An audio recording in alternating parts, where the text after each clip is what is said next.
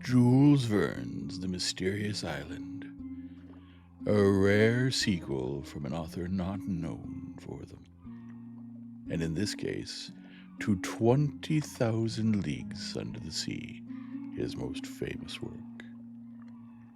If you enjoyed this sort of content, I hope you'll remember to like, subscribe, hit the bell icon, and leave a comment. It really helps us out. And don't forget to join us over on Twitch for our readings Mondays, Tuesdays, Thursdays, and Fridays at 6 p.m. Pacific. And now, on to the story. Chapter 3. The engineer, the meshes of the net having given way, had been carried off by a wave. His dog also had disappeared. The faithful animal had voluntarily leaped out to help his master. "Forward!" cried the reporter, and all four, Spilett, Herbert, Pencroft, and Neb, forgetting their fatigue, began their search. Poor Neb shed bitter tears, giving way to despair at the thought of having lost the only being he loved on earth. Only 2 minutes had passed from the time when Cyrus Harding disappeared to the moment when his companions set foot on the ground. They had hopes, therefore, of arriving in time to save him. "Let us look for him! Let us look for him!" cried Neb. "Yes, Neb," replied Gideon Spilett, "and we'll find him, too." "Living, I trust." "Still living." "Can he swim?" asked Pencroft. "Yes," replied Neb, "and besides, Top is there." The sailor, observing the heavy surf on the shore, shook his head. The engineer had disappeared to the north of the shore, and nearly half a mile from the place where the castaways had landed. The nearest point of the beach he could reach was thus fully that distance off. It was then nearly 6 o'clock. A thick fog made the night very dark. The castaways proceeded toward the north of the land on which chance had thrown them, an unknown region, the geographical situation of which they could not even guess. They were walking upon a sandy soil mingled with stones, which appeared destitute of any sort of vegetation.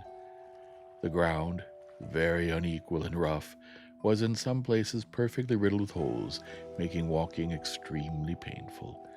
From these holes escaped every minute great birds of clumsy flight, which flew in all directions. Others, more active, rose in flocks and passed in clouds over their heads. The sailor thought he recognized gulls and cormorants, whose shrill cries rose above the roaring of the sea.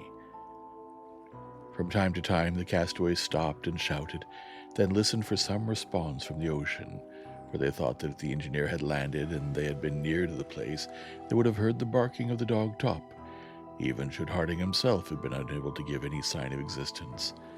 They stopped to listen, but no sound arose above the roaring of the waves and the dashing of the surf. The little band then continued their march forward, searching into every hollow of the shore. After walking for 20 minutes, the four castaways were suddenly brought to a standstill by the sight of foaming billows close to their feet. The solid ground ended there. They found themselves at the extremity of a sharp point on which the sea broke furiously. "It is a promontory," said the sailor. "We must retrace our steps, holding towards the right, and we shall thus gain the mainland." "But if he is there," said Neb, pointing to the ocean, whose waves shone of a snowy white in the darkness, "well, let us call again." And all uniting their voices, they gave a vigorous shout, but there came no reply. They waited for a lull, then began again. Still no reply. The castaways accordingly returned, following the opposite side of the promontory over a soil equally sandy and rugged.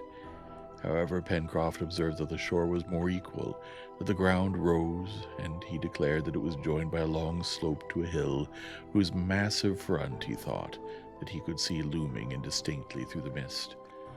The birds were less numerous on this part of the shore, the sea was also less tumultuous, and they observed that the agitation of the waves was diminished. The noise of the surf was scarcely heard. This side of the promontory evidently formed a semicircular bay, which the sharp point sheltered from the breakers of the open sea. But to follow this direction was to go south, exactly opposite to that part of the coast where Harding might have landed. After a walk of 1.5 miles, the shore presented no curve which would permit them to return to the north. This promontory of which they had turned the point must be attached to the mainland. The castaways, although their strength was nearly exhausted, still marched courageously forward, hoping every moment to meet with a sudden angle which would set them in the first direction. What was their disappointment when, after trudging nearly 2 miles, having reached an elevated point composed of slippery rocks, they found themselves again stopped by the sea. "We're on an islet," said Pencroft, "and we have surveyed it from one extremity to the other." The sailor was right. They had been thrown not on a continent, not even on an island, but on an islet which was not more than 2 miles in length, with even less breadth. Was this barren spot the desolate refuge of seabirds, strewn with stones and destitute of vegetation, attached to a more important archipelago? It was impossible to say. When the voyagers from their cars saw the land through the mist, they had not been able to reconnoiter it sufficiently. However, Pencroft, accustomed with his sailor eyes to piece through the gloom, was almost certain that he could clearly distinguish in the west confused masses which indicated an elevated coast. But they could not in the dark determine whether it was a single island or connected with others. They could not leave it either, as the sea surrounded them. They must therefore put off till the next day their search for the engineer, from whom, alas, not a single cry had reached them to show that he was still in existence. "The silence of our friend proves nothing," said the reporter. "Perhaps he's fainted or is wounded, and unable to reply directly, so we will not despair." The reporter then proposed to light a fire on a point of the islet, which would serve as a signal to the engineer. But they searched in vain for wood or dry brambles. Nothing but sand and stones were to be found. The grief of Neb and his companions, who were all strongly attached to the intrepid Harding, can be better pictured than described. It was too evident that they were powerless to help him. They must wait with what patience they could for daylight. Either the engineer had been able to save himself and had already found a refuge on some point of the coast, or he was lost forever. The long and painful hours passed by. The cold was intense. The castaways suffered cruelly, but they scarcely perceived it. They did not even think of taking a minute's rest. Forgetting everything but their chief, hoping or wishing to hope on, they continued to walk up and down on this sterile spot, always returning to its northern point, where they could approach nearest to the scene of the catastrophe. They listened, they called, and then, uniting their voices, they endeavored to raise even a louder shout than before, which would be transmitted to a great distance. The wind had now fallen almost to a calm, and the noise of the sea began also to subside. One of Neb's shouts even appeared to produce an echo. Herbert directed Pencroft's attention to it, adding, "That proves that there's a coast to the west at no great distance." The sailor nodded. Besides, his eyes could not deceive him. If he had discovered land, however indistinct it might appear, land was sure to be there. But that distant echo was the only response produced by Neb's shouts, while a heavy gloom hung over all the part east of the island. Meanwhile, the sky was clearing little by little. Towards midnight the stars shone out, and if the engineer had been there with his companions, he would have remarked that these stars did not belong to the northern hemisphere. The polar star was not visible. The constellations were not those which they had been accustomed to see in the United States. The Southern Cross glittered brightly in the sky. The night passed away. Towards 5 o'clock in the morning of the 25th of March, the sky began to lighten. The horizon still remained dark, but with daybreak a thick mist rose from the sea, so that the eye could scarcely penetrate beyond 20 feet or so from where they stood. At length the fog gradually unrolled itself in great, heavily moving waves. It was unfortunate, however, that the castaways could distinguish nothing around them. While the gaze of the reporter and Neb were cast upon the ocean, the sailor and Herbert looked eagerly for the coast in the west. But not a speck of land was visible. "Never mind," said Pencroft. "Though I do not see the land, I feel it. It is there. There, as sure as the fact that we're no longer at Richmond." But the fog was not long in rising. It was only a fine weather mist. A hot sun soon penetrated the surface of the island. About 6:30, 3/4 of an hour after sunrise, the mist became more transparent. It grew thicker above, but cleared away below. Soon the isle appeared as if it had descended from a cloud. Then the sea showed itself around them, spreading far away towards the east, but bounded on the west by an abrupt and precipitous coast. Yes, the land was there. Their safety was at least provisionally ensured. The islet and the coast were separated by a channel about 1/2 mile in breadth, through which rushed an extremely rapid current. However, one of the castaways, following the impulse of his heart, immediately threw himself into the current without consulting his companions, without saying a single word. It was Neb. He was in haste to be on the other side and to climb towards the north. It had been impossible to hold him back. Pencroft called him in vain. The reporter prepared to follow him, but Pencroft stopped him. "Do you want to cross the channel?" he asked. "Yes," replied Spilett. "All right," said the seaman. "Wait a bit. Neb is well able to carry help to his master. If we venture into the channel, we risk being carried in the open sea by the current, which is running very strong. If I'm not wrong, it's ebbing. See, the tide is going down over the sand. Let us have patience, and at low water it's possible we may find a fordable passage." "You're right," replied the reporter. "We'll not separate more than we can help." During this time, Neb was struggling vigorously against the current. He was crossing in an oblique direction. His black shoulders could be seen emerging at each stroke. He was carried down very quickly, but he also made way towards the shore. It took more than half an hour to cross from the islet to the land, and he reached the shore several hundred feet from the place which was opposite to the point from which he had started.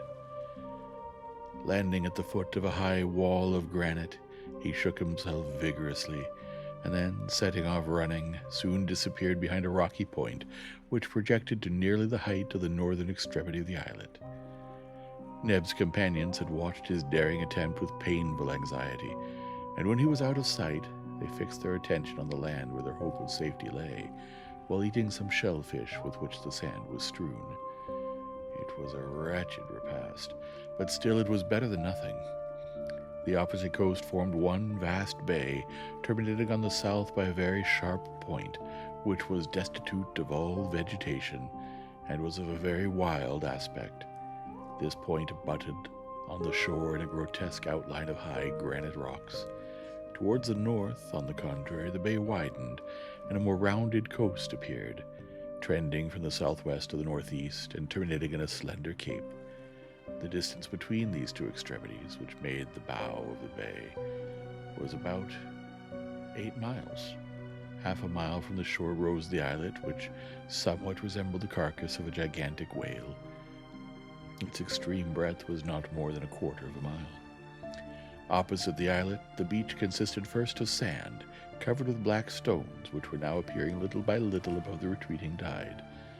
The second level was separated by a perpendicular granite cliff, terminated at the top by an unequal edge at a height of at least 300 feet. It continued thus for a length of 3 miles, ending suddenly on the right with a precipice which looked as if cut by the hand of man. On the left, above the promontory, this irregular and jagged cliff descended by a long slope of conglomerated rocks till it mingled with the ground of the southern point. On the upper plateau of the coast, not a tree appeared. It was a flat tableland like that above Cape Town at the Cape of Good Hope, but of reduced proportions. At least, so it appeared seen from the islet. However, verdure was not wanting to the right beyond the precipice. They could easily distinguish a confused mass of great trees which extended beyond the limits of their view. This verdure relieved the eye, so long wearied by the continued ranges of granite. Lastly, beyond and above the plateau, in a northwesterly direction and at a distance of at least 7 miles, glittered a white summit which reflected the sun's rays. It was that of a lofty mountain, capped with snow. The question could not at present be decided whether this land formed an island or whether it belonged to a continent. But on beholding the convulsed masses heaped up on the left, no geologist would have hesitated to give them a volcanic origin, for they were unquestionably the work of subterranean convulsions. Gideon Spilett, Pencroft, and Herbert attentively examined this land, on which they might perhaps have to live many long years, on which, indeed, they might even die, should it be out of the usual track of vessels, as was likely to be the case. "Well," asked Herbert, "what do you say, Pencroft?" "There's some good, and some bad, as in everything," replied the sailor. "We shall see, but now the ebb is evidently making. In 3 hours we'll attempt the passage, and once on the other side we'll try to get out of this scrape, and I hope may find the captain." Pencroft was not wrong in his anticipations. 3 hours later, at low tide, the greater part of the sand forming the bed of the channel was uncovered. Between the islet and the coast there only remained a narrow channel, which would no doubt be easy to cross. About 10 o'clock, Gideon Spilett and his companions stripped themselves of their clothes, which they placed in bundles on their heads, and then ventured into the water, which was not more than 5 feet deep. Herbert, for whom it was too deep, swam like a fish and got through capitally. All three arrived without difficulty on the opposite shore. Quickly drying themselves in the sun, they put on their clothes, which they had preserved from contact with the water, and sat down to take counsel together what to do next. End of Chapter 3. Chapter 4. All at once the reporter sprang up, and telling the sailor that he would rejoin them at that same place, he climbed the cliff in the direction which the Negro Neb had taken a few hours before.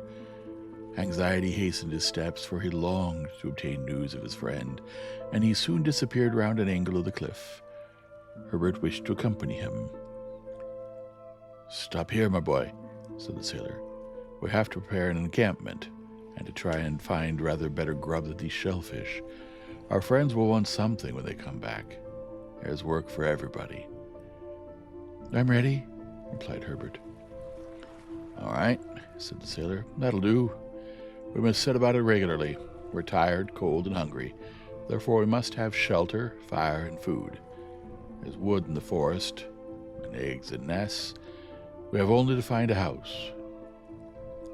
"Very well," returned Herbert. "I will look for a cave among the rocks, and I shall be sure to discover some hole into which we can creep." "All right," said Pencroft. "Go on, my boy." They both walked to the foot of the enormous wall over the beach, far from which the tide had now retreated. But instead of going towards the north, they went southward. Pencroft had remarked, several hundred feet from the place at which they landed, a narrow cutting, out of which he thought a river or stream might issue. Now, on the one hand, it was important to settle themselves in the neighborhood of a good stream of water, and on the other it was possible that the current had thrown Cyrus Harding on the shore there. The cliff, as has been said, rose to a height of 300 feet, but the mass was unbroken throughout, and even at its base, scarcely washed by the sea, it did not offer the smallest fissure which would serve as a dwelling. It was a perpendicular wall of very hard granite, which even the waves had not worn away. Towards the summit fluttered myriads of seafowl, and especially those of the web-footed species with long, flat, pointed beaks, a clamorous tribe, bold in the presence of man, who probably for the first time thus invaded their domains. Pencroft recognized the skua and other gulls among them, the voracious little sea mew which in great numbers nestled in the crevices of the granite. A shot fired among the swarm would have killed a great number, but to fire a shot, a gun was needed, and neither Pencroft nor Herbert had one. Besides this, gulls and sea mews are scarcely eatable, and even their eggs have a detestable taste. However, Herbert, who had gone forward a little more to the left, soon came upon rocks covered with seaweed, which, some hours later, would be hidden by the high tide. On these rocks, in the midst of slippery wrack, abounded bivalve shellfish, not to be despised by starving people. Herbert called Pencroft, who ran up hastily. "Here are mussels," cried the sailor. "These will do instead of eggs." "They're not mussels," replied Herbert, who was attentively examining the mollusks attached to the rocks. "They are lithodomes." "Are they good to eat?" asked Pencroft. "Perfectly so." "Then let us eat some lithodomes." The sailor could rely upon Herbert. The young boy was well up in natural history and always had quite a passion for the science. His father had encouraged him in it by letting him attend the lectures of the best professors in Boston, who were very fond of the intelligent, industrious lad. And his turn for natural history was, more than once in the course of time, of great use, and he was not mistaken in this instance. These lithodomes were oblong shells suspended in clusters and adhering very tightly to the rocks. They belonged to that species of molluscous perforators which excavate holes in the hardest stone. Their shell is rounded at both ends, a feature which is not remarked in the common mussel. Pencroft and Herbert made a good meal of the lithodomes, which were then half open to the sun. They ate them as oysters, and as they had a strong, peppery taste, they were palatable without condiments of any sort. Their hunger was thus appeased for the time, but not their thirst, which increased after eating these naturally spiced mollusks. They had then to find fresh water, and it was not likely that it would be wanting in such a capriciously uneven region. Pencroft and Herbert, after having taken the precaution of collecting an ample supply of lithodomes, with which they filled their pockets and handkerchiefs, regained the foot of the cliff. 200 paces farther they arrived at the cutting, through which, as Pencroft had guessed, ran a stream of water, whether fresh or not was to be ascertained. At this place the wall appeared to have been separated by some violent subterranean force. At its base was hollowed out a little creek, the farthest part of which formed a tolerably sharp angle. The watercourse at that part measured 100 feet in breadth, and its two banks on each side were scarcely 20 feet high. The river became strong almost directly between the two walls of granite, which began to sink above the mouth. It then suddenly turned and disappeared beneath a wood of stunted trees half a mile off. "Here's the water, and yonder's the wood we require," said Pencroft. "Well, Herbert, now we only want the house." The water of the river was limpid. The sailor ascertained that at this time, that is to say at low tide, when the rising floods did not reach it, it was sweet. This important point established, Herbert looked for some cavity which would serve them as a retreat, but in vain. Everywhere the wall appeared smooth, plain, and perpendicular. However, at the mouth of the watercourse, and above the reach of the high tide, the convulsions of nature had formed, not a grotto, but a pile of enormous rocks, such as are often met with in granite countries and which bear the name of chimneys. Pencroft and Herbert penetrated quite far in among the rocks, by sandy passages in which light was not wanting, for it entered through the openings which were left between the blocks, of which some were only sustained by a miracle of equilibrium. But with the light came also air, a regular corridor gale, and with the wind the sharp cold from the exterior. However, the sailor thought that by stopping up some of the openings with a mixture of stones and sand, the chimneys could be rendered habitable. Their geometrical plan represented the typographical sign ampersand, which signifies etc., abridged. But by isolating the upper mouth of the sign, through which the south and west winds blew so strongly, they could succeed in making the lower part of use. "Here's our work," said Pencroft, "and if we ever see Captain Harding again, he will know how to make something of this labyrinth." "We shall see him again, Pencroft," cried Herbert, "and when he returns he must find a tolerable dwelling here. It'll be so if we could make the fireplace in the left passage and keep an opening for the smoke." "So we can, my boy," replied the sailor, "and these chimneys will serve our turn. Let us set to work, but first come and get a store of fuel. I think some branches will be very useful in stopping up these openings, through which the wind shrieks like so many fiends."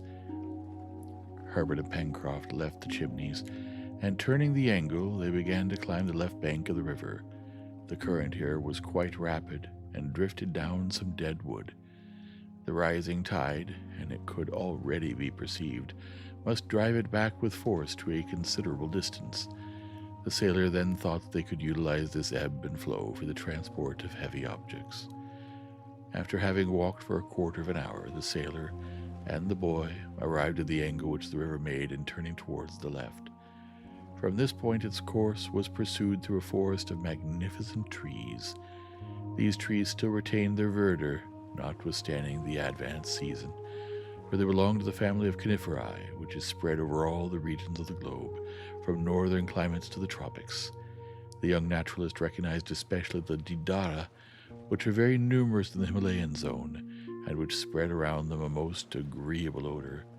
Between these beautiful trees sprang up clusters of firs, whose opaque, open parasol boughs spread wide round. Among the long grass, Pencroft felt that his feet were crushing dry branches, which crackled like fireworks. "Well, my boy," said he to Herbert, "if I don't know the name of these trees, at any rate I reckon that we would call them burning wood, and just now that's the chief thing we want." "Let us get a supply," replied Herbert, who immediately set to work. The collection was easily made. It was not even necessary to lop the trees, for enormous quantities of dead wood were lying at their feet. But if fuel was not wanting, the means of transporting it was not yet found. The wood, being very dry, would burn rapidly. It was therefore necessary to carry to the chimneys a considerable quantity, and the loads of 2 men would not be sufficient. Herbert remarked this. "Well, my boy," replied the sailor, "there must be some way of carrying this wood. There's always a way of doing everything. If we had a cart or a boat, it would be easy enough." "We have the river," said Herbert. "Right," replied Pencroft.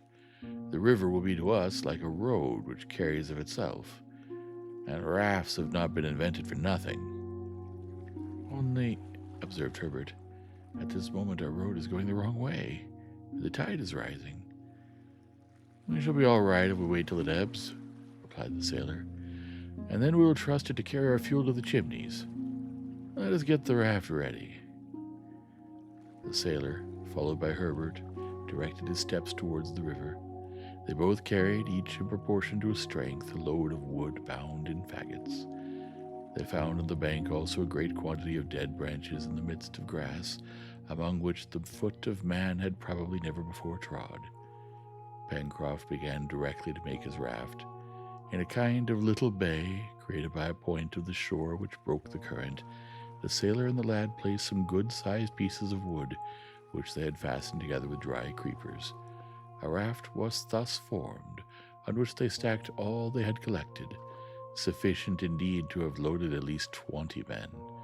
In an hour the work was finished, and the raft moored to the bank, awaiting the turn of the tide. There were still several hours to be occupied, and with one consent, Pencroft and Herbert resolved to gain the upper plateau, so as to have a more extended view of the surrounding country. Exactly 200 feet behind the angle formed by the river, the wall, terminated by a fall of rocks, died away in a gentle slope to the edge of the forest. It was a natural staircase. Herbert and the sailor began their ascent. Thanks to the vigor of their muscles, they reached the summit in a few minutes, and proceeded to the point above the mouth of the river. On attaining it, their first look was cast upon the ocean, which not long before they had traversed in such a terrible condition. They observed with emotion all that part of the north of the coast on which the catastrophe had taken place. It was there that Cyrus Harding had disappeared. They looked to see if some portion of their balloon, to which a man might possibly cling, yet existed. Nothing. The sea was but one vast watery desert. As to the coast, it was solitary also. Neither the reporter nor Neb could be anywhere seen, but it was possible that at this time they were both too far away to be perceived. "Something tells me," cried Herbert, "that a man as energetic as Captain Harding would not let himself be drowned like other people. He must have reached some point of the shore, don't you think so, Pencroft?" The sailor shook his head sadly. He little expected ever to see Cyrus Harding again, but wishing to leave some hope to Herbert, Doubtless, said he. "Our engineer is a man who would get out of a scrape to which anyone else would yield. the meantime, he examined the coast with great attention. Stretched out below them was the sandy shore, bounded on the right at the river's mouth by lines of breakers. The rocks which were visible appeared like amphibious monsters reposing in the surf. Beyond the reef, the sea sparkled beneath the sun's rays. To the south, a sharp point closed the horizon, and it could not be seen if the land was prolonged in that direction, or if it ran southeast and southwest, which would have made this coast a very long peninsula. At the northern extremity of the bay, the outline of the shore was continued to a great distance in a wider curve. There the shore was low, flat, without cliffs, and with great banks of sand, which the tide left uncovered. Pencroft and Herbert then returned towards the west. Their attention was first arrested by the snow-topped mountains, which rose at a distance of 6 or 7 miles. From its first declivities to within 2 miles of the coast were spread vast masses of wood, relieved by large green patches caused by the presence of evergreen trees. Then from the edge of this forest to the shore extended a plain, scattered irregularly with groups of trees. Here and there on the left sparkled through glades the waters of the little river. They could trace its winding course back towards the spurs of the mountain, among which it seemed to spring. At the point where the sailor had left his raft of wood, it began to run between the 2 high granite walls. But if on the left bank the wall remained clear and abrupt, on the right bank, on the contrary, it sank gradually. The massive sides changed to isolated rocks, the rocks to stones, the stones to shingle running to the extremity of the point. "Are we on an island?" murmured the sailor. "At any rate, it seems to be big enough," replied the lad. "An island ever so big is an island all the same," said Pencroft. But this important question could not yet be answered. A more perfect survey had to be made to settle the point. As to the land itself, island or continent, it appeared fertile, agreeable in its aspect, and varied in its productions. "This is satisfactory," observed Pencroft, "and under misfortune we must thank Providence for it." "God be praised," responded Herbert, whose pious heart was full of gratitude to the author of all things. Pencroft and Herbert examined for some time the country on which they had been cast, but it was difficult to guess, after so hasty an inspection, what the future had in store for them. They then returned, following the southern crest of the granite platform, bordered by a long fringe of jagged rocks of the most whimsical shapes. Some hundreds of birds lived there, nestled in the holes of the stone. Herbert, jumping over the rocks, startled a whole flock of these winged creatures. "Oh, those are not gulls nor seamews." "What are they, then?" asked Pencroft. "Upon my word, one would say they were pigeons." "Just so, for these are wild or rock pigeons. I recognize them by the double band of black on the wing, by the white tail, by their slate-colored plumage.